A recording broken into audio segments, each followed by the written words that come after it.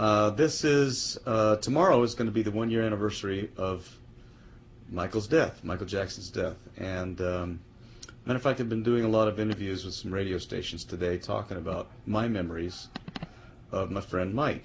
And I want to share with you a couple stories that I remember. One of the funniest moments I ever had with Mike was 1974, and it was the American Music Awards. As a matter of fact, the very first American Music Awards. We had just presented the award, and backstage, Mike turns to me and says, "Hey, are you hungry?" Or he said, "Are you hungry?" And I said, "Yeah, I'm starving." So we hopped in my black limo, my stretch limo, and we went over to Jack in the Box, and we ordered all these tacos, and we opened up the sunroof, and we stand up inside the sunroof, and we're driving down Sunset Boulevard eating Jack in the Box tacos, laughing our heads off. That's the Mike I remember.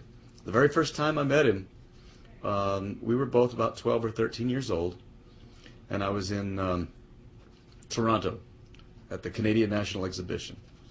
And I think they were performing the day after us at the same place, and they came in early to watch our show. And Mike, I remember him stage right in the wings watching the show. The place was completely sold out, and it was a wild concert. But here's what I remember most about that day. It wasn't the show. It wasn't seeing Michael and the guys in the wings. It's what happened after the show. We all went back to our hotel, and I remember both our dads talking to each other and our moms talking to each other and having a great time. And Marlon was talking to Jay, and Jermaine was talking to Merrill, and Tito was talking to Wayne, and Jackie was talking to Alan. And Michael and I were over in the corner telling jokes and playing with toys. And that's what we did. You know, we're both 12 or 13 years old. Those are the times that I remember with Mike. And I was asked a question today on one of the radio stations. When was the last time I talked to him? And it was probably a year or so before he passed away. Maybe a little more than that. He and I were going to do a song together.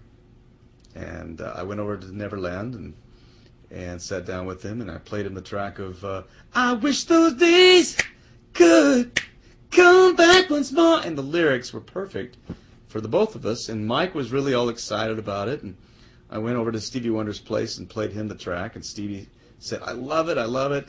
And he said, "Donny, you got to get close to Michael because I'm worried about him." I said, "I am too, but we're going to do this record together, and it's going to be a lot of fun." So shortly thereafter is when all the allegations hit, and I got a call one day when I was on tour, and it was Mike on the other line. And I said, "Where are you, Michael?" He said, "I can't tell you." I said, "Come on, Mike, you're talking to me here. Where are you?" He says, "I'm hiding.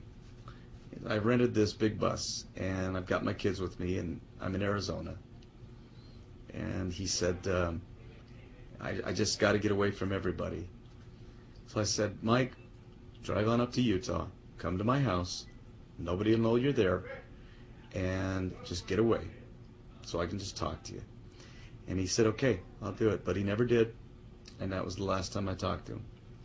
So, you know, there's a lot of things that I can attribute to his death. You know, everybody blames specific things, but this business kind of took its toll on him. And the last thing I said on some of these interviews today was, we may have lost a genius.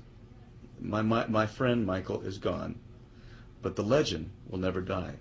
He left us his music, he left us his legacy, and we should be grateful for the fact that we lived in the same time as Michael Jackson, because years and years from now, people are going to say, "I wish I would have been on the planet. I wish I could have been able to see him live and not just on YouTube or whatever." We had the chance to do that. So we miss him, but the legacy lives on.